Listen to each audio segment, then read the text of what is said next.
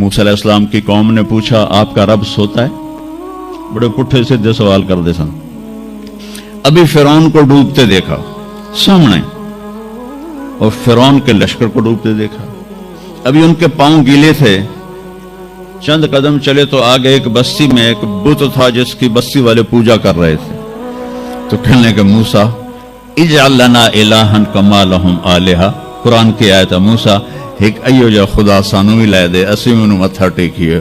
میں کہا فٹے منہ توڑا وہ ہونے تو تسی ویکھیا کہ کیویں رب نے تہاڈی مدد کیتی ہے تو ہن پتھر دا بت منگدے پے ہو میرے کولوں. تو عجیب و غریب سوال کرتے تھے. تو کہنے لگے رب سوتا ہے؟ موسیٰ علیہ السلام نے ان کو ڈانٹ دیا.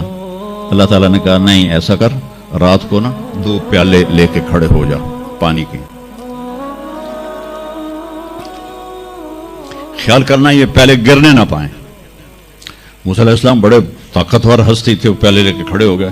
کھڑے کھڑے کھڑے کھڑے اونگ آنے لگی. ایک جھٹکا لگا سنبھال لیا. دوسرا لگا سنبھال لیا. تیسرا جھٹکا لگا تو پیالے گر گئے ٹوٹ گئے پانی بہہ گیا. کہ موسیٰ سمجھانے کے لیے تھا اگر تیرا رب بھی سو جائے تو یہ زمین آسمان کے پیالے ایسے ہی ٹوٹ کے بکھر جائیں. لا تأخذہ سنۃ ولا نوم.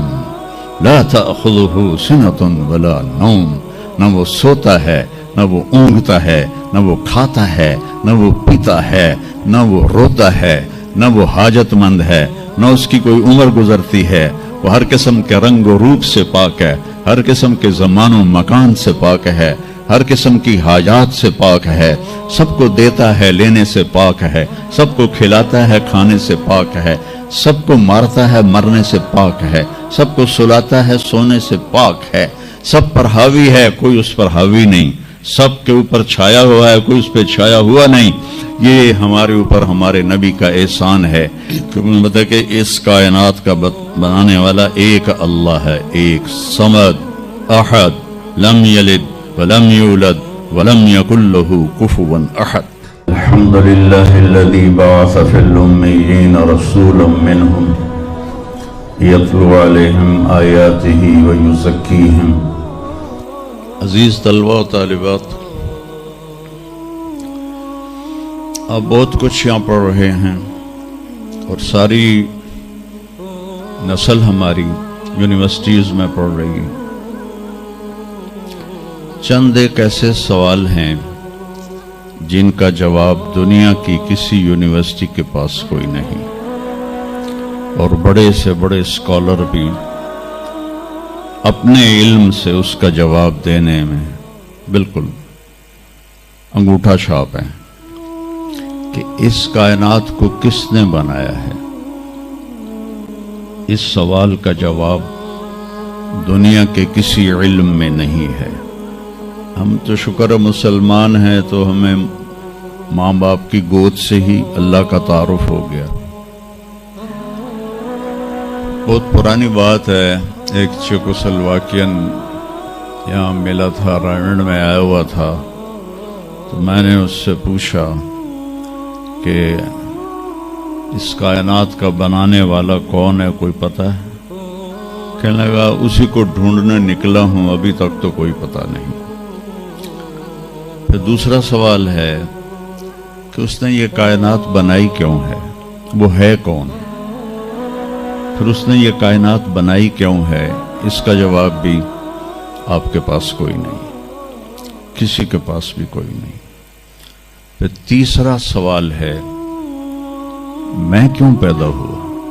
میں نے کوئی اپلیکیشن دی تھی؟ ان بچیوں نے کوئی درخواست دی تھی کہ ہم نے لڑکی پیدا ہونا ہے؟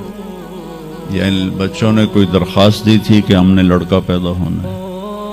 یہ عورت بن رہی ہے، یہ مرد بن رہا ہے، یہ دیہاتی ہے، یہ شہری ہے، اور 7 ارب انسان ہیں. سب کی شکلیں مختلف ہیں، آنکھوں کا رنگ مختلف ہے، انگلیوں کے پوروں پر چھپا ہوا پرنٹ مختلف ہے. 7 ارب انسانوں میں سے کسی کا یہ پرنٹ کسی کے ساتھ نہیں ملتا.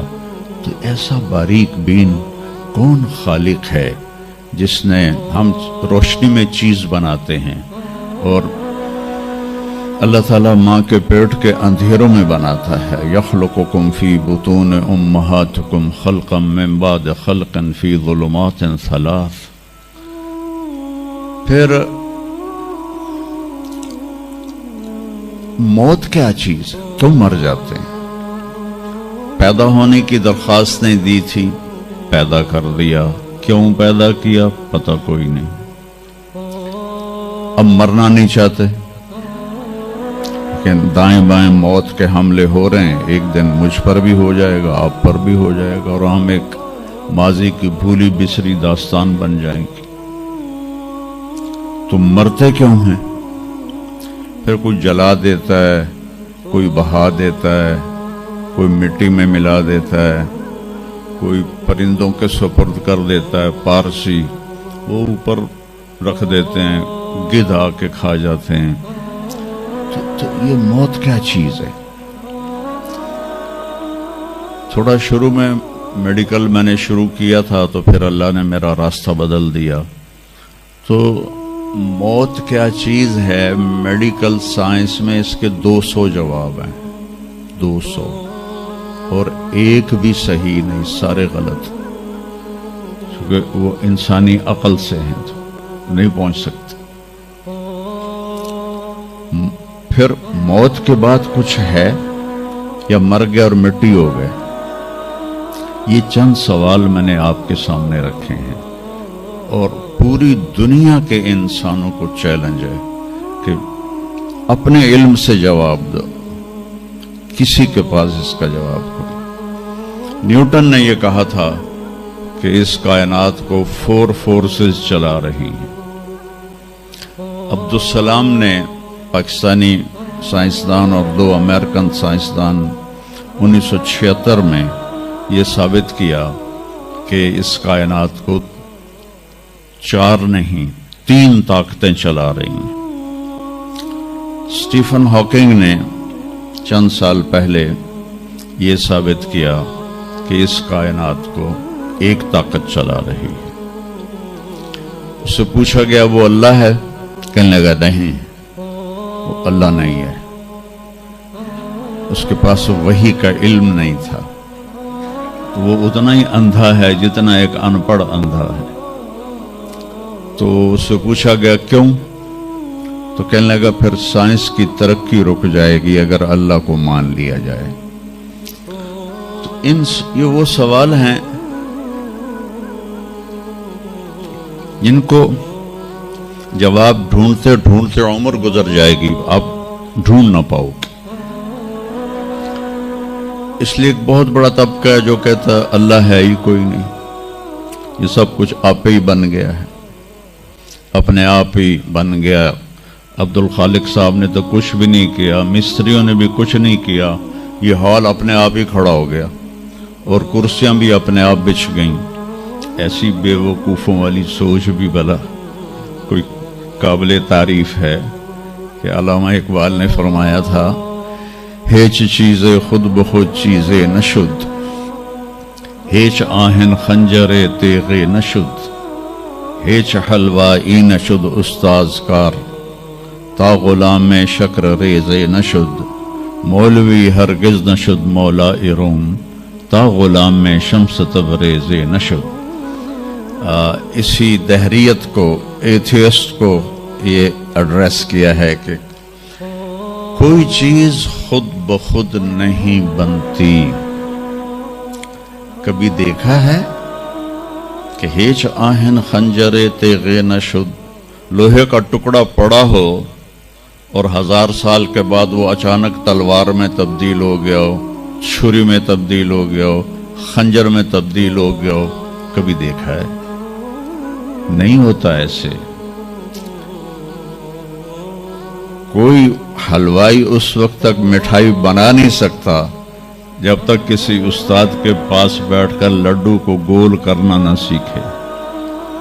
اور مولوی روم، مولانا روم نہیں بن سکتے جب تک شمس تبریز جیسی شخصیت کی صحبت حاصل نہ ہو. میں دونوں کے مزار پہ گیا ہوں، ترکی میں اونیا میں دونوں حضرات دفن ہیں، پیر بھی مرید بھی. مولانا روم کو آج شاید کوئی دھرتی پہ جانتا بھی نہ، اور میں اس یونیورسٹی میں ان کا نام بھی نہ لیتا۔ وہ ایک فلسفی عالم تھے اور منطقی عالم تھے۔ وہ دور تھا فلسفہ اور منطق کا، مسلمانوں نے قرآن و حدیث کا علم بہت پس پشت کر لیا تھا، اور جو فلسفہ اور منطق کے عالم ہوتے تھے وہ بادشاہوں کے دربار میں بڑی جگہ پاتے تھے۔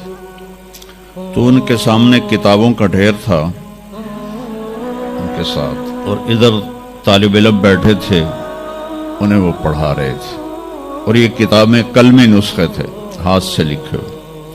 تو شمس تبریز رحمہ اللہ مسجد میں داخل ہوئے ننگے پاؤں، اور سفر کے آثار پگڑی پر بھی، کپڑے پر بھی۔ تو وہ بڑی سادگی سے پوچھتے ہیں کہ مولانا یہ چیز یہ کیا ہے؟ وہ کتابوں کا ڈھیر۔ تو نے اس کو یوں دیکھا تو کہے تو ان پڑھ جائے چٹا انہوں میں کی جواب دے وہاں، کہنے لگے این است کہ تو نمی دانی، میرے پیارے یہ وہ ہے جو تو نہیں جانتا۔ تو ایک دم آگے بڑھے، کتابوں کو یوں دھکا دیا، ساتھ ہی تالاب تھا، ساری کتابیں تالاب میں چلی گئی۔ اب نیا پرنٹ نکالنا آج کل تو کوئی مشکل نہیں ہے، کوئی پریشانی کی بات نہیں، نیا پرنٹ مل جائے گا۔ جس نے ہاتھ سے سینکڑوں کتابیں لکھی ان کو تیرا بیڑا غرق، وہ ان پڑھ بندیا تو میری حیاتی برباد کر دیتی، نہ مراد ہوڑا میں دوبارہ کتوں لکھ کے لیاواں گا۔ وہ مسکرائے، حوض میں چھلانگ لگائی، اور ایک ایک کر کے ہر کتاب خشک ان کے سامنے رکھتے گئے، خشک، اس سے مٹی نکل رہی، سامنے رکھتے گئے رکھتے گئے رکھتے گئے، پورا ان کا جو ان کی لائبریری تھی وہ پانی سے خشک نکال کر ان کے سامنے رکھ دی۔ ہوں ملا جی دی واری آ گئی، کہنے لگے این چیز وہ یہ کیا ہے؟ این چیز وہ یہ کیا ہے؟ تو شمس تبریز بولے این است کہ تو نمی دانی، یہ وہ ہے جو تو نہیں جانتا، جس کو علامہ رحمت اللہ علیہ نے کہا مولوی ہرگز نہ شد مولا روم تا غلام میں شمس تبریز نشد۔ یہ ہمارے ملتان والے شمس تبریز نہیں ہیں، یہ شمس سبز واری ہیں۔ شمس تبریز تو وہ قونیہ میں ہے، دونوں کے مزار قریب قریب ہیں، ساتھ ساتھ ہیں۔ تو ایک طبقہ ادھر چلا گیا کہ آپ ہی بن گیا سب کچھ، ایک دھماکہ ہوا تھا اور ہر چیز بن گئی۔ وہ دھماکہ فرض کرو اگر یہاں کوئی ٹھا کر دے، ٹھا کچھ پٹاخہ ہی چھوڑ دے، تو آپ لوگ ان دروازوں سے کیسے نکلو گے؟ بھاگتے ہوئے کہ بڑے آرام سے؟ عبد الخالق صاحب دے تو ہی چڑھ کے جاؤ گے، ساڑی جان بچے۔ اور اگر میں یوں کہوں کہ گندم کا ڈھیر پڑا تھا، اس میں دھماکہ ہوا اور گندم اڑتی ہوئی بوریوں میں جا کے فکس ہو گئی، اور بوریاں سل گئیں اور ٹرک پہ چڑھ گئیں اور منڈی میں جا کے بک گئیں، تو تسی دو جتیاں مار کے میں نے باہر کر دے منا۔ ایک دھماکہ ہوا، وہ دھماکہ اتنا قابل تھا، اتنا علم والا تھا کہ اس سے دو طاقتیں پیدا ہوئیں، ایک سپیڈ کی اور ایک مقناطیس کی۔ تو اگر سپیڈ اور مقناطیس کی طاقت میں ایکوالٹی نہ ہوتی اور 1/10 خرب سیکنڈ، یہ ایک آسٹریلین سائنسدان کی بات میں بتا رہا ہوں، 1 سیکنڈ کے تو 100 سے زیادہ حصے ہو نہیں سکتے، لیکن انہوں نے کہا فرض کرو اگر 1 سیکنڈ کے 1/10 خرب حصے ہوں، تو وہ 1/10 خرب حصے میں اگر تھوڑا سا رفتار اور مقناطیس کی طاقت میں فرق آ جاتا تو ساری کائنات ٹکرا جاتی۔ لیکن یہ اتنی سمجھدار، اتنی اعلیٰ پڑھی لکھی کائنات ہے کہ نہ رفتار زیادہ ہوئی کہ پھیل کے فنا ہو جائے، نہ مقناطیس زیادہ ہوا کہ سکیڑ کے پھر زیرو کر دے. تو اس بیلنس کو خود بخود قائم ہو جانا، اس تو وڈا کملا کوئی نہیں، بے وقوف کوئی نہیں. جو کہتا سورج کا بھی ایک سسٹم بن گیا، چاند کا بھی بن گیا، گلیکسی کا بھی بن گیا، اور اپنا آپ چلے جا رہے ہیں چلے جا رہے ہیں چلے جا رہے ہیں، ایسے ہی رہیں گے، ہمیشہ رہیں گے. کچھ کہتے ہیں فنا ہو جائیں گے. یہاں انسان جاہل ہے. اس جہالت کو دور کرنا سب سے پہلا علم ہے. اگر مرتے ہوئے مجھے پتا چلا کہ یہاں تو معاملہ کچھ اور ہے، جو لوٹ آئیں تو کچھ کہنا نہیں، بس دیکھنا انہیں غور سے جنہیں راستوں میں خبر ہوئی کہ یہ راستہ کوئی اور تھا. چلتے چلتے پتا چلا کہ ہم تو کہاں پہنچ گئے، تو اس وقت پھر رب ارجعون کے نعرے قرآن کہہ رہا ہے. کہیں گے رب ارجعون، یا اللہ واپس کر دے، لعلی اعمل صالحا، میں بڑے اچھے کام کروں گا. اللہ نے کہا کلا، اب نہیں ہو سکتا ہے. تو نبی جو آتا ہے 1,24,000 نبی یہ علم لے کر آتے ہیں، اور وہ انسانوں کی اس جہالت کو دور کرتے ہیں.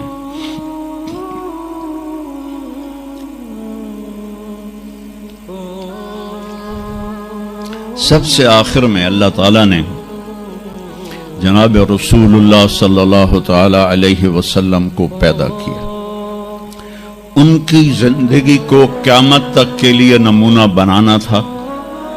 قیامت تک کے لیے وہ نبی بن کے آئے ہیں.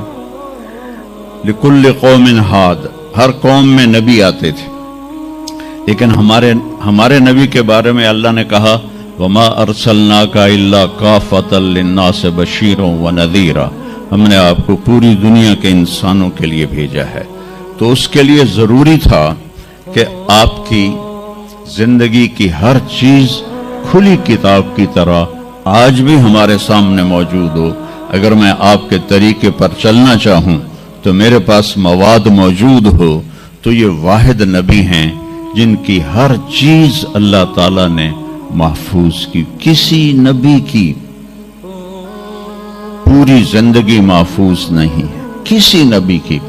آدم علیہ السلام سے لے کر عیسیٰ علیہ السلام تک کسی نبی کی مکمل زندگی موجود نہیں ہے.